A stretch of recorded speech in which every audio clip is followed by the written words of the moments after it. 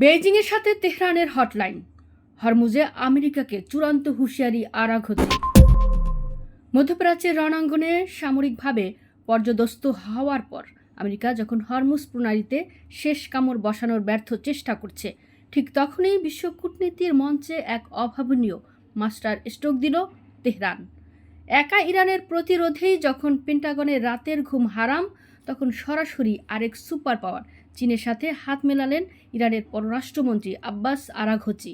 বেইজিংয়ের সাথে তেহরানের এই সরাসরি ফোনালাপ প্রমাণ করে দিল হরমুজ প্রণালীর নীল জলে মার্কিন সাম্রাজ্যবাদের দাদাগিরি আজ চিরতরে সলিল সমাধি লাভ করতে যাচ্ছে। ইরানের প্রভাবশালী সংবাদ সংস্থা ইসনা আজ এক ব্রেকিং রিপোর্টে ফাঁস করেছে এই চাঞ্চল্যকর খবর। রিপোর্টে জানানো হয়, উত্তপ্ত এই যুদ্ধ পরিস্থিতির মাঝেই চীনের পররাষ্ট্রমন্ত্রী ওয়াং ই এর সাথে টেলিফোনে এক অতি গুরুত্বপূর্ণ ও কৌশলগত রুদ্ধতার আলোচনা সেরেছেন ইরানের পররাষ্ট্রমন্ত্রী আব্বাস আরাঘচি। ইসলামাবাদের শান্তি আলোচনা থেকে মার্কিন প্রতিনিধি দলকে ঘাড় ধাক্কা দিয়ে বের করে দেওয়ার পর চীনের সাথে আরাঘচির এই ফোনালাপ ওয়াশিংটনের বুকে আক্ষরিক অর্থেই ভূকম্পন তৈরি করেছে। ফোনে চীনা পররাষ্ট্রমন্ত্রীর কাছে পারস্য উপসাগর ও হরমুজ প্রণালীতে আমেরিকার নগ্ন হস্তক্ষেপের কড়া সমালোচনা করেন আরাঘচি। তিনি ট্রাম্প প্রশাসনকে সরাসরি এক বজ্রকঠিন হুঁশিয়ারি দিয়ে বলেন, উপসাগরীয় অঞ্চল এবং হরমুজ প্রণালীতে আমেরিকার এই মরিয়া ও উস্কানিমূলক কার্যক্রম আক্ষরিক অর্থেই ভয়ঙ্কর পরিণতি ডেকে আনতে পারে।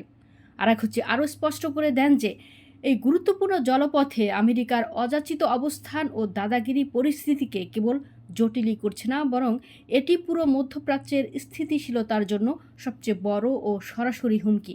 অর্থাৎ আমেরিকা যদি হরমুজে আর এক পাও এগোয়, তবে তাদের রণতরীগুলোর পরিণতি হবে অত্যন্ত ভয়াবহ। আমেরিকা হয়তো ভেবেছিল চীন এই সংঘাতে নীরব থাকবে, কিন্তু ইসনার প্রতিবেদন অনুযায়ী চীনের পররাষ্ট্রমন্ত্রী ওয়াং ই উল্টো মার্কিন দম্ভকে জুতোর তলায় পিষে দিয়ে অকুতোভয় ইরানি জনগণের সহনশীলতা ও অটল বীরত্বের চরম প্রশংসা করেছেন।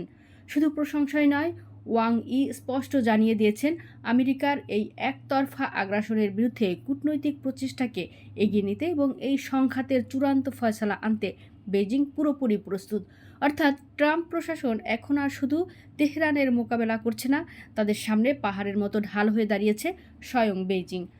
আজ বিশ্ববাসী পরিষ্কার দেখছে যে আমেরিকা হরমুজ প্রণালীতে অবরোধ দিয়ে ইরানকে ভাতে মারতে চেয়েছিল, আজ তারা নিজেরাই বিশ্বমঞ্চে চরম একঘরে।